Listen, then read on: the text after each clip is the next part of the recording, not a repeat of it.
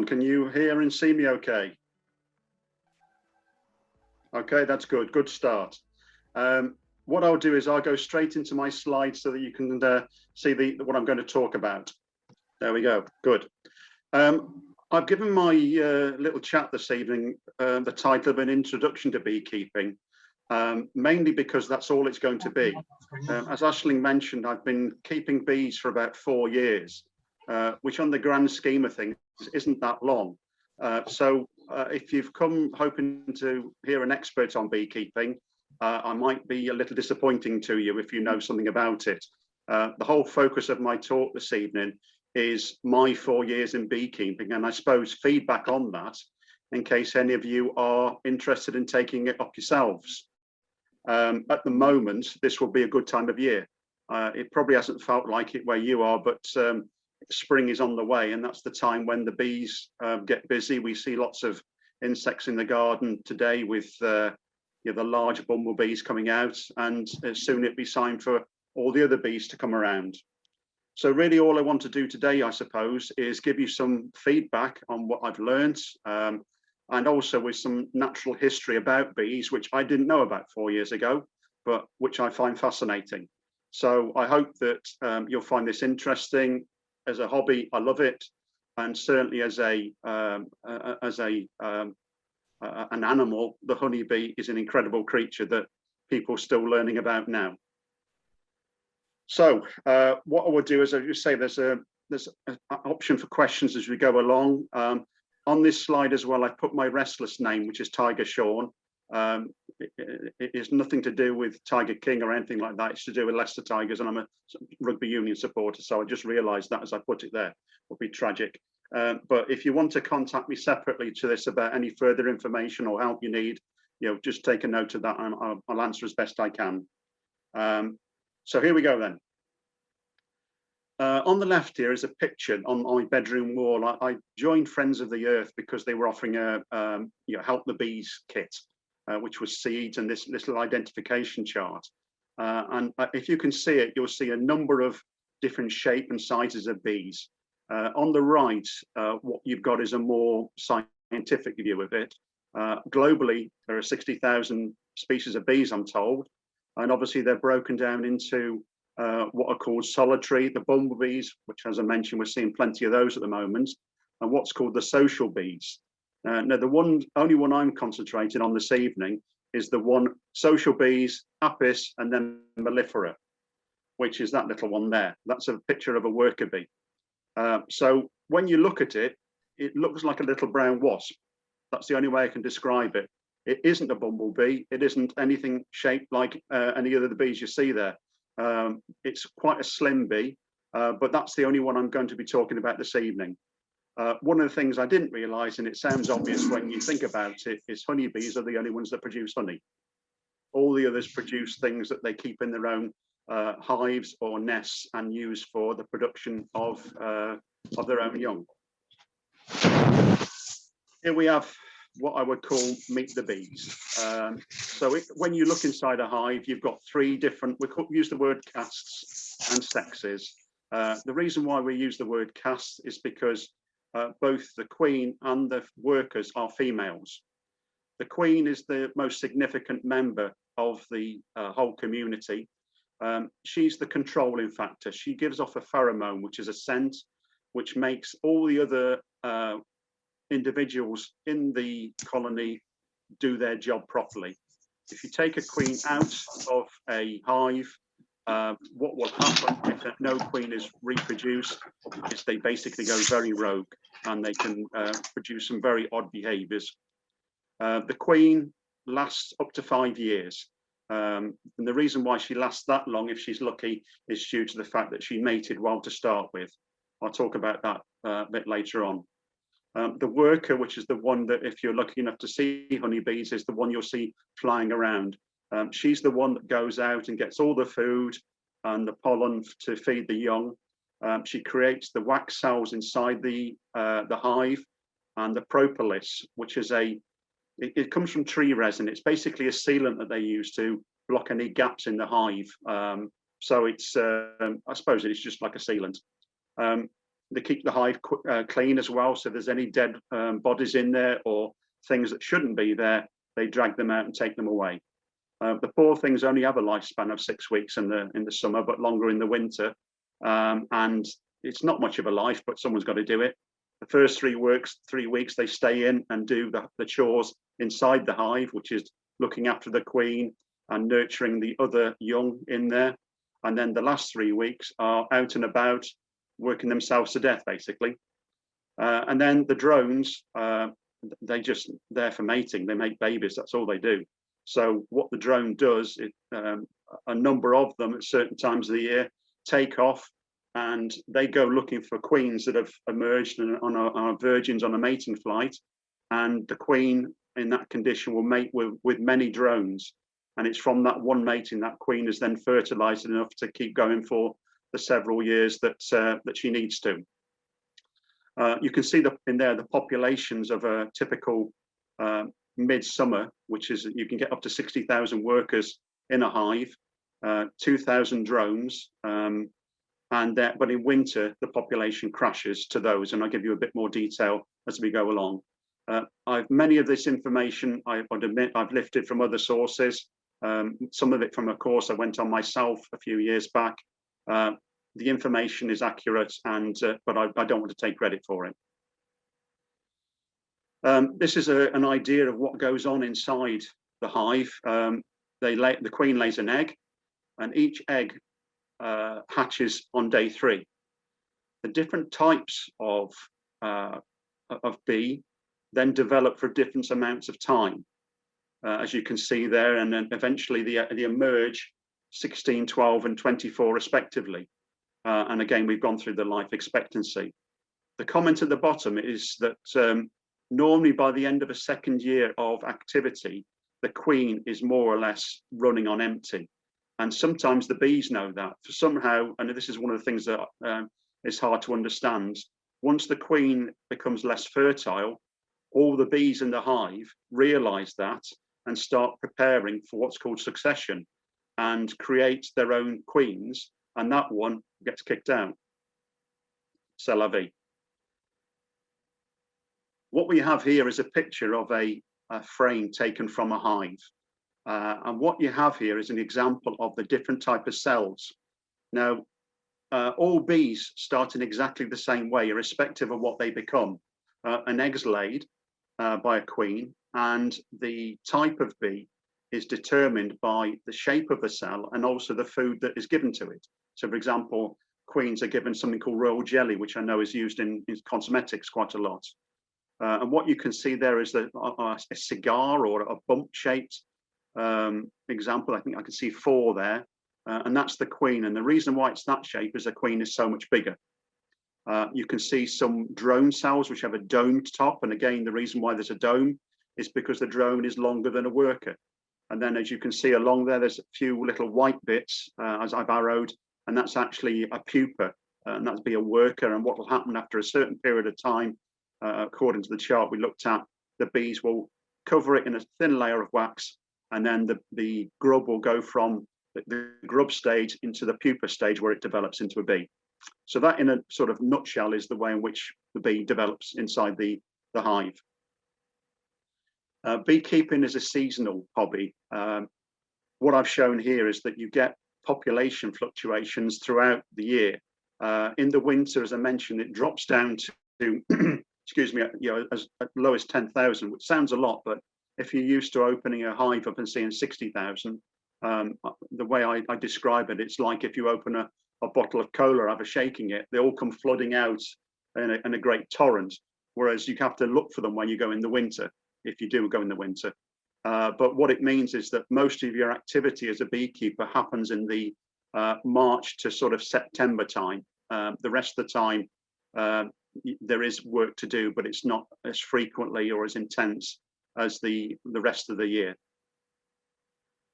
Another fluctuation is due to swarming, which I'm sure that we've heard about. And this is just the way bees naturally reproduce or split their own colonies. During normally May, the flying bees, again, this is one of these mysteries of bees, suddenly decide it's time to move on. And what they do is they don't feed the laying queen for a few days. She starts to slim down. And then by some sort of democratic method, which isn't fully understood, they all drag the queen out and bully her, and they fly off and go to a new home, which they predetermined. Now, what happens prior to that is the bees have already decided they're leaving, and they create the type of cells we saw on the previous slide, so that a queen can emerge, and the bees left behind and the hive left behind can then continue in a sustainable way. So that's what would happen under normal conditions. One of the jobs as a beekeeper is to try and stop that happening. It doesn't. The reason for that is that it affects the number of bees in a hive. It affects their health. If you have a low number of bees, they can be susceptible to certain invaders into the hive. For example, wax moths, which I'm not going to talk about, but they can be a problem.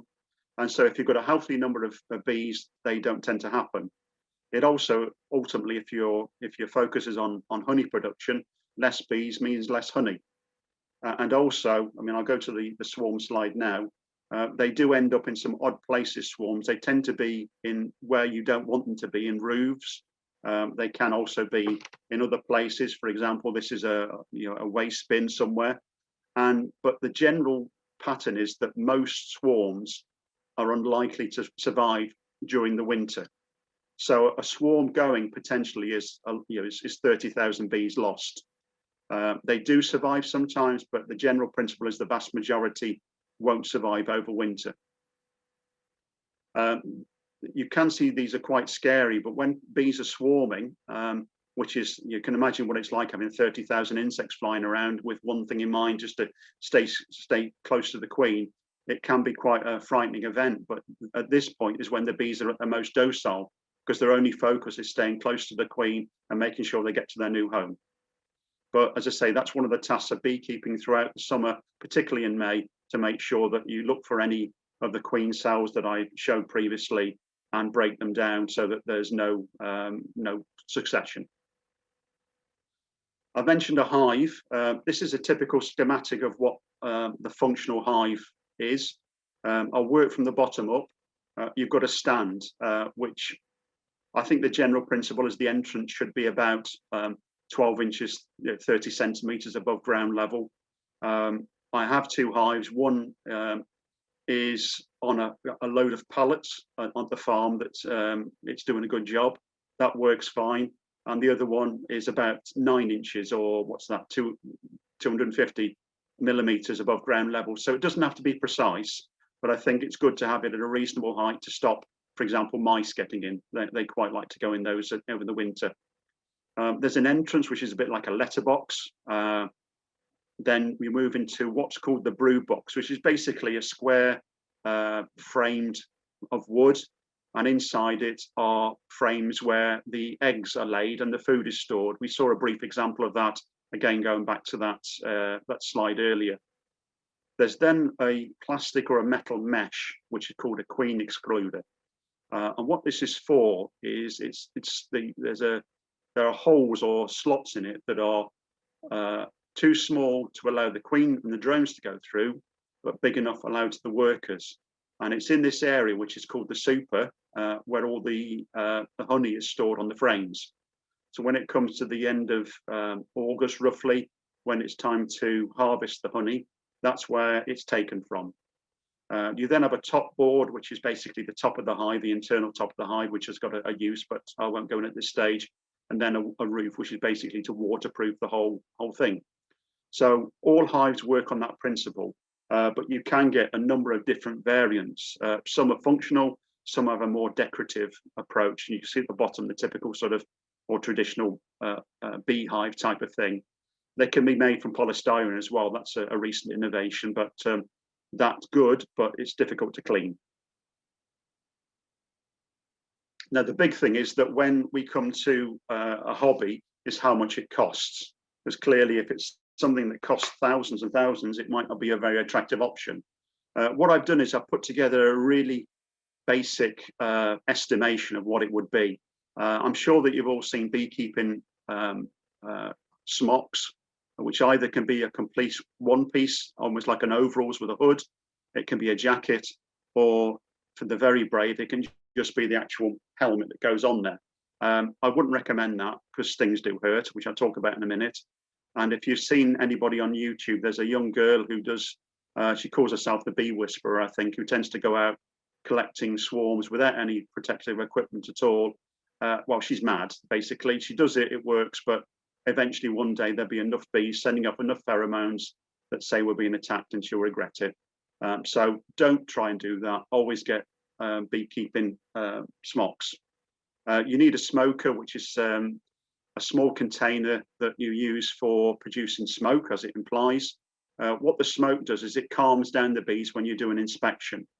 There are some theories about what the smoke actually does, but its main effect seems to be suppressing the signals that bees give off when they're being attacked. When you open up a hive, the rear end of a bee goes up, and I think it emits, we're going back to pheromones again, a smell that alerts all the other members of the hive that we're being attacked here. And obviously, you know, it could be a bear, but in this case, it's a friendly beekeeper, but they don't care, they're being attacked. So by putting the smoke into it, it's sort of confusing all those signals, and everybody gets calm and gets down to eating honey, because that's their sort of next level of panic when they go into a panic state. You need something called a hive tool, which I've got an example here. I'm going to give it a 3D view. It's a bit like a little chisel. Now, what it's for is an incredibly useful device because it has a chisel point. And now I mentioned propolis just now. It's a very effective sealant. So when you're trying to get the different parts of the hive together, for example, if you're taking, you know, the top top of it, or if you're taking the super away from the brood box, that needs to wedge in and lift it up. It's impossible to move otherwise because they're so good at gluing it together. And then this little hook part, again, is very useful because when you go into the hive, trying to lift the individual frames out, this can go in and just lift them out, and it's minimum shock to the bees then. So the smoother and the more gently you can be with the bees, the better they respond or don't respond at all. There's other equipment that's recommended. I've just dropped them on the floor, so my apologies for that. When I first took up beekeeping, they gave me a set. They gave me this, which is called a bee brush. And going back to that hive, the picture of the frame again, when you go into a hive, there are hundreds and thousands on each frame. And what this is for is basically to brush them off. So you can look to see whether there's healthy stores, whether there's eggs being laid, whether there's larvae growing, etc. I personally wouldn't recommend getting one of those if you were thinking of it. The reason for that is bees get stuck in the bristles. And so all you get is about half a dozen angry bees, and they're fed up that they can't get out. What I've used and was recommended to me is a simple feather. And what that does, it does exactly the same. It brushes the bees off. They don't get entangled. Everyone's happy, and it doesn't cost anything. You just pick it up out your garden or on your walk. Another vital piece of equipment, rubber gloves, marigolds. Now, the reason for that is that when you have a bee sting, which will happen, these are, I've got this rubber element that you can flick them as soon as you feel the sting, and that removes the sting out of your hand straight away. Other ones, if people use leather gauntlets, the sting goes in and stays in, and it's very difficult to get out. So marigolds are a good choice. So what I've put there is that roughly to start up as a hobby, it's about 700 quid. But I've also put that footnote there where I'm saying it's much, much cheaper if you do it through a local association. And I can't really emphasize that enough because, for example, if you were to do, in my example, if I was to go and buy bees, you can easily pay £170 for basically a half a hive of bees at any point in the year. Whereas in the association I work with, there's a chap there who he develops these bees. They're in nukes, they're called. And what he does with them, he sells them for £30 each. And the money goes towards a charity he supports in Africa. So it's a win-win. But it's only open to association members. So there's just one small example where sometimes it's better who you know than where you go on the internet. The time Aisling mentioned for sort of half an hour, That's just for the regular visits you need to make. But at the beginning of a hobby, I would say that if you were to build up a hive from scratch, it comes flat packed, allow half a day. I've got some examples here of what they come like. They come in sets that are just bits of wood that I've put together and can't get apart. There we go. So they come in strips. You build them just by putting them together, and then you use nails. I hope I can show that correctly. So that's half a frame. That's the full frame, and then there's some bars go across the bottom. In the frame itself, I don't know if I can show it, there's a notch that follows that profile. Excuse me, that's the landline. I'll just go and switch it off. I forgot about that. My apologies.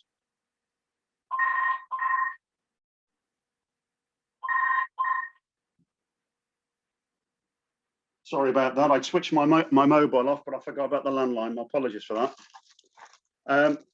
What also goes in the frame is this, which is what's called foundation. I've kept it in the plastic to keep it clean, but I take it out. And what it is a thin strip of wax that fits into that slot on the frame, such as that. It slides in, and you can see approximately you've got yourself a frame. So that's how it's built up. So it's quite straightforward, and they get nailed together, and then it lasts forever almost. I've got an example of a frame that's been in for 2 years.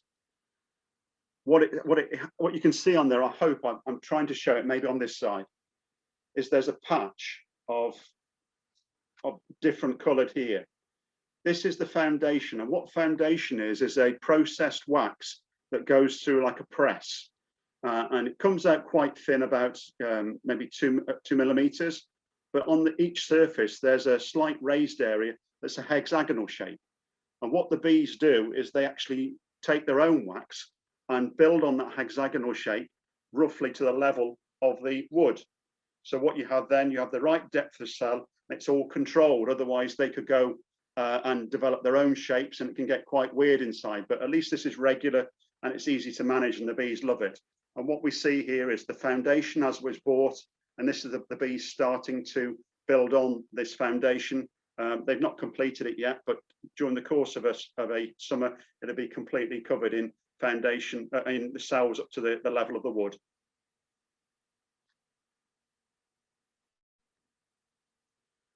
Now, the other aspect is they do sting. There's no getting away with it. Honeybees can get aggressive when you don't handle them properly, and some bees can be naturally aggressive. And this poor little Labrador has obviously decided it wants to eat a bee. Labs eat anything anyway, but obviously decided in this case it didn't work out very well. I've been stung several times, and it's not much fun. The important thing about being stung is to get the sting out as quickly as you can. So if it's on your hand and you've got the rubber glove, it's fine, because as soon as you feel it, you can give the little flick and the sting comes out. The sting it looks like it's a hollow tube with a little bag attached. And when the bee stings, it actually gets ripped out of its body. So when a honeybee dies as soon as it's stung, it's not like a wasp that's a vicious thing that could sting you many times. It only stings once in its life and then it dies. But as soon as it stings you, there's a nervous spasm that happens that injects the venom through a hollow part of the sting into your body. So the less of that gets into you, the better. So if you can remove it straight away, you'll just have like a small mark. But if you leave it, and unfortunately I always get stung at the beginning of my inspections on my legs, which means that I've got a problem then for about 3 or 4 days of itchiness and soreness. So it's not too bad. I've been stung by hornets as well. They're not very nice, and it took about 18 months to get rid of that sting. And wasps just make me ill. So as far as bees are concerned, they're not too bad.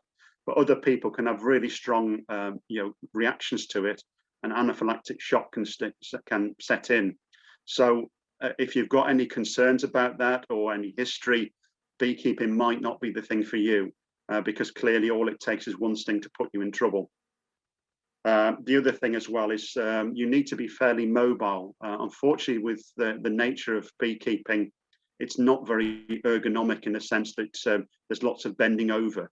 So the normal thing when you're lifting heavy weights is to keep your back straight and use your legs. Unfortunately, with beekeeping, you're leaning over the hive quite a lot, looking inside, lifting up. It can be quite heavy. The weight of the boxes with the supers in, they can be 20 pounds in weight plus. And so if you've got any limitations, again, I would proceed with caution. So those are the only limitations I would say. Apart from that, it's a very rewarding, very satisfying, and I love it. As I said, I've been doing it for 4 years. I've always enjoyed nature, but this to me has been something that's taken me a step up. I enjoy watching all the big honeybees floating around. I rarely see them in my garden. I tend to go about 100 yards away because that's where they prefer to be, and I'll see them on my neighbour's garden down the street or in the local allotments or all over the place. The flowers in my garden, which I planted for them, they happily ignore, and that's just left to all the wild bees like bumblebees that come along and take the pollen from there. So just in closing, as this is the collection of the honey, my pride and joy in the right there, which was not last year, but the year before, where I had a really good harvest of honey, which as Aisling meant to, I had some happy recipients in the family. This is what a super looks like when you take it out. It's absolutely full. That's a very, very impressive one. The way they do it is exactly the same cells as the young would grow in, but these are dedicated just for storing honey. When it's full, they get capped over, and then that's stored then, and under natural circumstances, that would be their stores to keep them through winter. That's what they live on. But obviously, if you're taking that away, you need to replace it with something. So over winter, what tends to happen is you give them, it's basically like a cake fondant, and that's the food they survive on throughout winter quite happily. But as far as the honey is concerned, you basically cut off the top of those caps. The honey can run out, but it takes a long time. So you can get, it's basically like spinning equipment that under the rotational forces throws the honey out without damaging the frames. And then you can sieve it for the large wax particles and put it into jars. And here's one I made earlier. It's a thick one because I've kept it in the garage, so it's gone solid, but I found it, so I keep it indoors now. The amount of honey you get each year depends on the health of the bees and the weather. So if we have a horrible grotty summer that's damp and cold, the bees will be out, but not as frequently as if we have a nice summer where the sun is shining. If it's very dry hot summer, what tends to happen is there's less nectar in the flowers that the bees go to, and the honey yield is less as well. So there's this happy wet summer we're looking for, which is typically British, that is the best for honey production. Oops, double click there, apologies. Again, in order to get any information, if you're interested in taking it up as a hobby, I'd refer to that particular website, which is the British Beekeepers Association. And there's a tab there called Services, and you can find out if there's a local association near you. There should be, there generally is, in either close to larger conurbations or towns.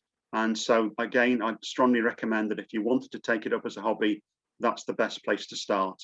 But I'm here to answer any questions if people have them now, or to be contacted, as I said on the first slide. So back to Aisling. Thank you so much, Shaun. That was absolutely brilliant. So interesting. We haven't had any questions through yet. I think people were probably too busy being captivated by what you had to actually say. So if you have any questions for Shaun, please start typing away into the chat box, or put your hand up using the reactions button, and you can unmute yourself and ask him directly. Shaun, just to kick things off, I have a question for you. When you were talking about the bees kicking the queen bee out, how do they work out who the next queen would be in the succession planning? What happens is they would lay a number of they would create a number of queen cells, as we saw in that picture. If I go back to that one, maybe just to give a visual on. So you see there's 4 queen cells that are quite obvious. So what's happened there is that the bees have decided in some way that they need to change things around, and the old queen is leaving. And she's either leaving because she's come to the end of her useful life, or they've decided they want to swarm. So they start making these cells. What they do is they actually take an egg out of the normal cells that the queen has laid, and they take that egg and they place it in those queen cells. They then feed it royal jelly and pollen and the various other things that bees need. And then that queen develops for the period of time till it gets to maturity. Now, what happens then is that the first queen that comes out then goes and kills the other queens. So it's quite a brutal society, but she kills her sisters. So any time, with a few exceptions, there's only ever one queen in the hive. So she goes, kills all the others, then flies off, gets mated with a number of drones, then comes back, and the process of the hive starts again, where she starts laying, and her pheromones then fill the hive, and everyone's back on track. Wow. Thank you for that explanation. Okay, so in that short time, the questions are piling in. So I'm going to start from the beginning and work my way down. Everybody, your question will be answered. So just bear with me. So first question, Shaun, from Vanessa. Any restrictions on keeping hives in gardens? I've been told no, but there's a common sense element. The garden I have is, I use the typical sort of tennis court of approach. It's about a third of a tennis court in size, so it's not a big garden. But what you have to bear in mind is that a hive isn't very big. It's only sort of less than a metre square or 3 foot square in old money. But you have to regard a beehive a bit like an airport, in that it's not the actual location that takes up the space. There's lots of activity to and fro in from that hive.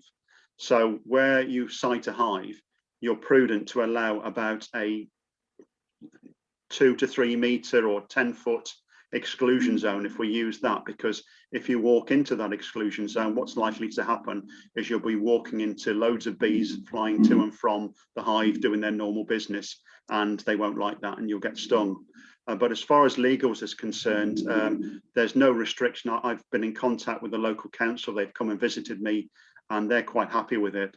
But in some respects, it's a social thing as well, in that, if for example, you knew your next door neighbour was very prone to anaphylactic shock, it might not be a good hobby to take up, because they might be worried of getting stung. But there's common sense, but legally you can. There's no problem. Thank you. And that's just made me think, actually, is it a noisy thing? No. You obviously, there's a noise as you go closer to the hive, and when the drones are out, this is going to sound the bleeding obvious, they make a droning noise. So normally bees make a buzzing sound, and you can hear them flying around like every other thing. But to hear a drone, it's quite a different sound.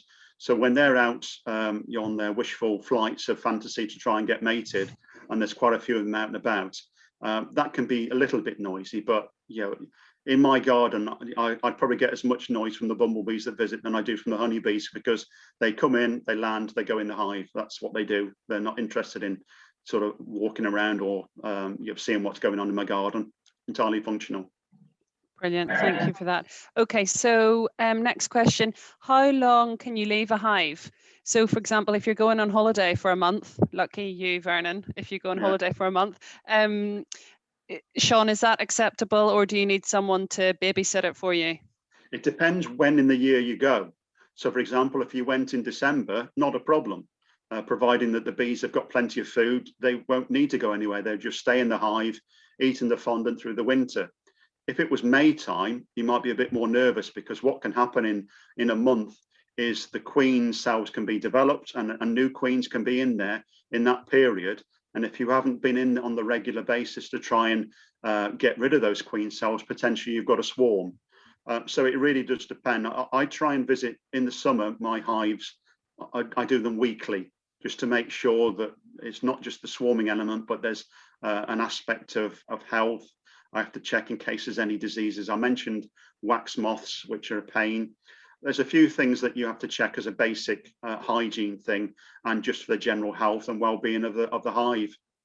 So a month depends on which time of the year. That's best I can say. I imagine it's a fairly sociable community of people, though. If you meet other local beekeepers, people might be fairly happy to keep an eye if you're away. Yes, yeah, there is. All the beekeepers I've met are very kind, helpful people. That's all I'd say. And they've all got one common thing, and that's what they enjoy, keeping bees. And there's a sort of common community feel about it.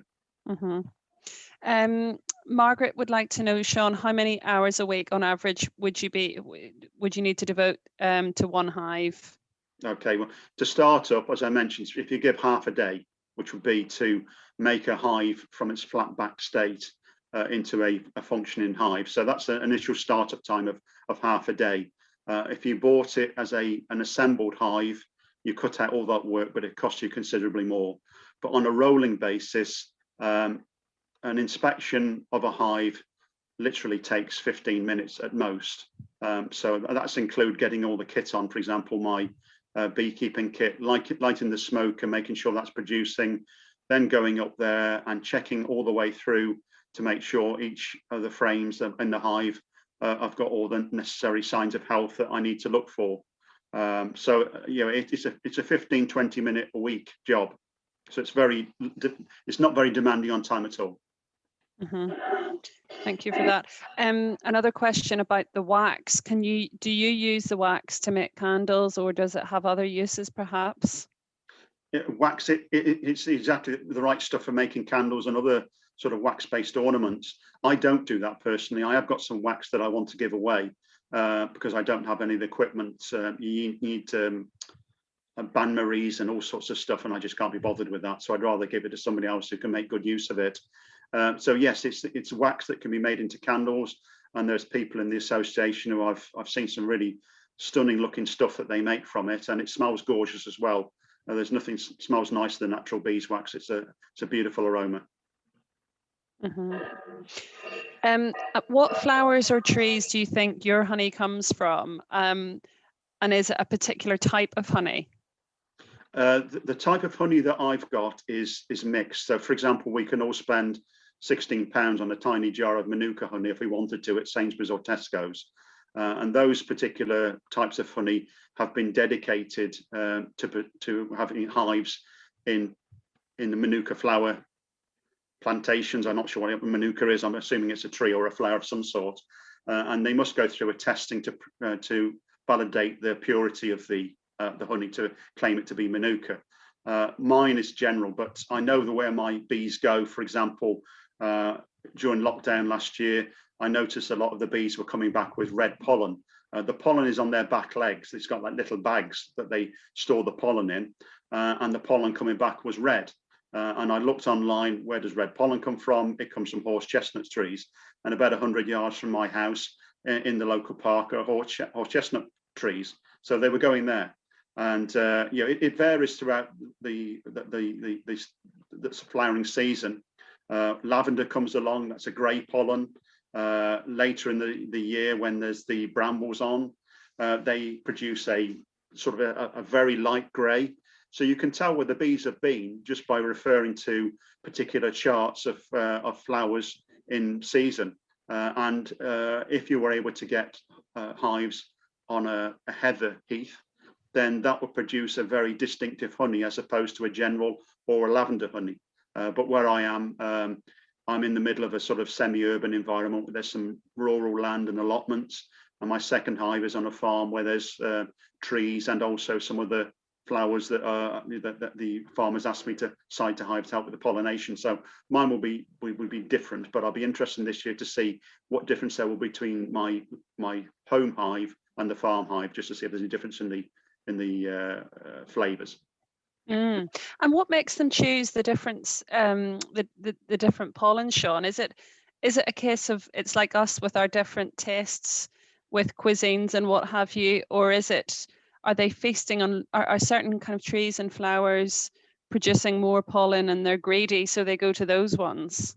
I think some trees are more productive. So, for example, honeybees don't want to go on hawthorn or mayflowers, even though they're white. They tend to ignore them. But I think what the general principle is that obviously there's up to 30,000 bees that are up and ready for action to go and get pollen and nectar. And you may have heard of the waggle dance. And what happens is the number of those 30,000 are given the task or adopt the task of being scout bees. And they go out and find food sources, whether it's a horse chestnut tree or whether it's a lavender bush or whatever else it can be. And it goes back to the hive and reports using the waggle dance of which direction this particular food source is and how far it is. And then another of them take off and go to that food source. And I suppose if there's enough of it, in other words, if there's a whole orchard full of horse chestnut trees, enough of them will go back and report to even more that there's plenty of forage there. So it's very democratic, but it's basically on the information they give each other, and it works for them. They come up with a whole range of different pollens, and you can see that evidence as they come back to the hive.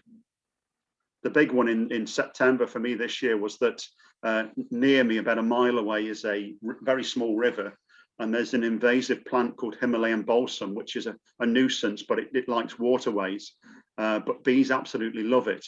And all my bees were coming back, and there's almost as if they've been dusted in flower. And that's a characteristic of Himalayan balsam, because the shape of the flower means that as the bee goes in, it gets covered in the pollen. And so they were coming back and they were white instead of brown. And I knew where they were coming from. I could check the direction. I knew where the river was. And so it was quite interesting to see, well, I know where you've been all day long. So you can track them. But as I say, it depends on which particular time of the year. Absolutely fascinating. Thank you, Shaun. How do you transport the bees to your hive? And is there a chance that they might decide not to stay there? Okay, the transportation is normally quite straightforward, and it depends how you do it. You can do it in a what's called a nuke or a nucleus. In other words, it's basically a box that's devised to develop hives from a small number into basically half a hive population. And so it's easy to transport it as well. So that's the ideal way of doing it. But this year I had one of my hives overwintered in the garden I was taking to the farm. And what I do with it is that when it comes to the evening, when I know all the bees are in the hive, I would plug the entrance with a bit of sponge so they can't get out. I then put a bit of tape or masking tape over the sponge just to make sure it stays in place.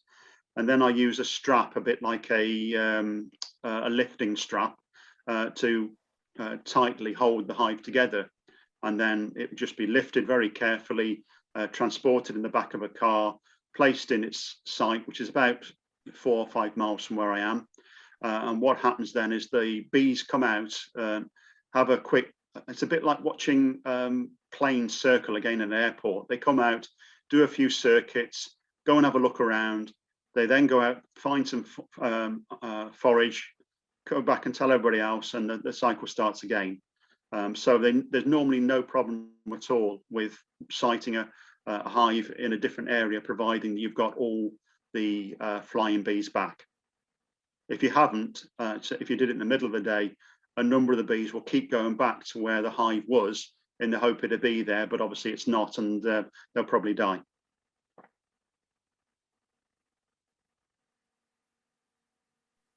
Thanks for that one, Shaun.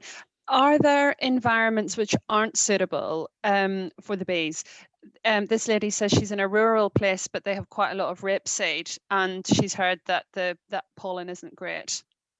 The pollen is brilliant for bees. They absolutely love it. So, but what happens is they gorge on it.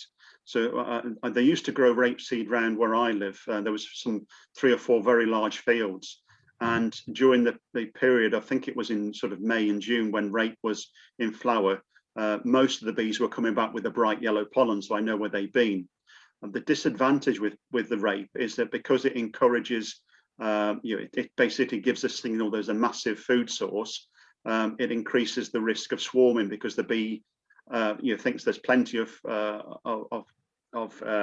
food there, so we can divide and split and survive. But unfortunately, because rapeseed doesn't happen all year round, the food source drops off as soon as the rape stops. So there's a bit of a crash in June. So that's not good. But the other more practical thing with rapeseed particularly is the honey it produces goes very solid. So honey is runny normally, as we know. but rapeseed, if you leave it inside the hive, can almost go to like a solid sugar state. And what happens then is that it's no good for the bees because they can't process it. They can't get it out of the cells. And so if you've got a frame full of rapeseed oil that's not been processed in time, you've basically a frame that can't be used for anything, and it basically gets destroyed. So that's the main downside of it. But as far as environment's concerned, if you're in an area of grassland that's nice and neat and like cricket lawns and bowling lawns, that's no good for bees. Bees need flowers. So if there's woodland, if there's heathland, if there's areas where there's plenty of flowers all year round, they'll be happy. Brilliant. Shaun, you mentioned about the process of spinning to kind of extract the honey. Can you explain a bit more about how that works? Yes, what you have is basically like an old-fashioned, it's basically a circular tube. And what there is inside the circular tube is a central axis. And on this central axis are 3 or 4 arms. And on those arms, you put the frames, having taken off the caps of the cells to allow the honey to be exposed. And then those arms rotate around that axis, either electronically or manually, and the honey spins and it goes onto the outside of the tube. And then it dribbles down into the bottom and is collected, and there's normally a little tap down there that you can let then the honey run out into a bucket or through a sieve and process it that way. So it's very simple, very basic, but that's how it works. It's either electrically spins or manually. Great, I hope that answers your question, Louise. Shaun, do you have any idea how many individual beekeepers there are in the UK, and is it growing in popularity? It's growing in popularity, but I haven't a clue about how many there are, to be honest with you. Sorry, that's probably when you need an expert on the case, and I can't do that. But it is a growing hobby, and it tends to be, I hesitate to say this, in our age group. It's more the 50 pluses that tend to get involved. The vast number in the demographic of the association that I'm in are 60 years old and above. There's 1 or 2 that are maybe in their 30s, but it's very much a hobby for the your middle life or towards the end of it. But I don't know how many there are. There is the British Beekeeping Association do have a record called BeeBase, and that records the number of hives in any particular area.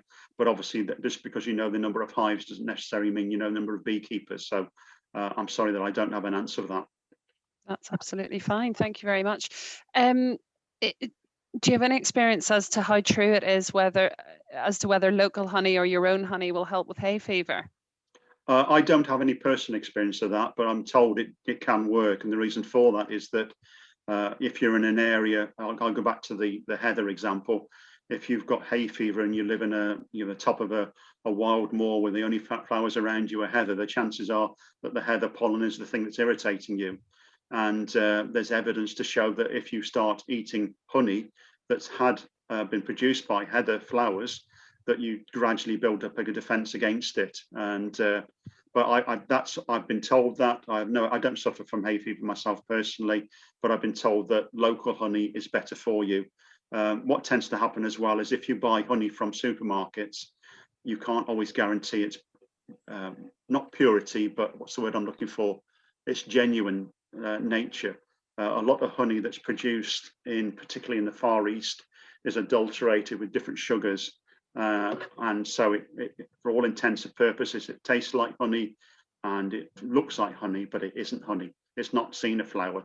They feed the hives sugar, which the bees process into a sucrose-based honey rather than a fructose-based. Those are the 2 different sugars, by the way. And it's a big con, and there's no real benefit in doing that. And so when you buy things from supermarkets, I'm not saying everybody does this, but there have been many occasions where the main supermarkets and providers have been found out to have their sources of honey and from adulterated sources. If you get it from local ones, they don't go through the same extensive processing, so you tend to get the impurities in the honey, which are good for you. So, for example, in mine, I put it through a sieve, but I know there'll also be small pieces of pollen and tiny bits of wax, which won't hurt you, but it can only help and add to the flavour. That's shocking to hear that about the supermarket practices. Yeah, it's all governed by money. How do we, I mean, I guess it's about checking on the back of the label to see where it's been produced. Yeah, I think if you look at a label and it says honey is sourced from several sources, it basically means it's been produced in China. And they're the main propagator of this adulteration of honey. Clearly, if you're going to other suppliers and they've got produced in the UK, well, it's a better chance, but I don't know, again, whether that's a cast iron guarantee. The best thing you can do is buy it locally. And I mean, there's many places I go to in shops here where I see small jars like the one I found you with a label on there, and it's produced at one of the people from the association. So there's always a surplus, and if you can get hold of that for £4 or £5 a jar, as opposed to the prices you pay in a supermarket, which are slightly cheaper but infinitely less quality. Yeah, thank you very much for that. So David has a new hive in place, but no bees. He says he's had 2 swarms take up residence around his house in the past year, so he thinks he's in a good area.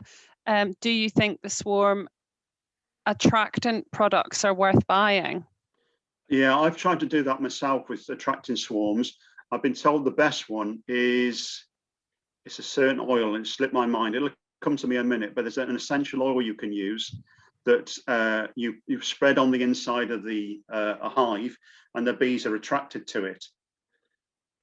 Lemongrass, it's just come to me, it's lemongrass. So if you can get a small bottle of lemongrass oil and put it on the inside of your hive, the bees like it, and it definitely gets visitors of bees, because apparently the lemongrass is the same sort of smell as the attractant pheromones bees give off. So as soon as they smell that, they are under the impression that other bees are there and telling them it's a good place to be. It's no guarantee that because you've got an empty hive with lemongrass in that bees will visit, because I've had many visits on what I would call a potential swarm gathering site, but I've yet to have one take up residence. They tend to prefer to go up to in a tree or in a church roof or somewhere you don't want them to be.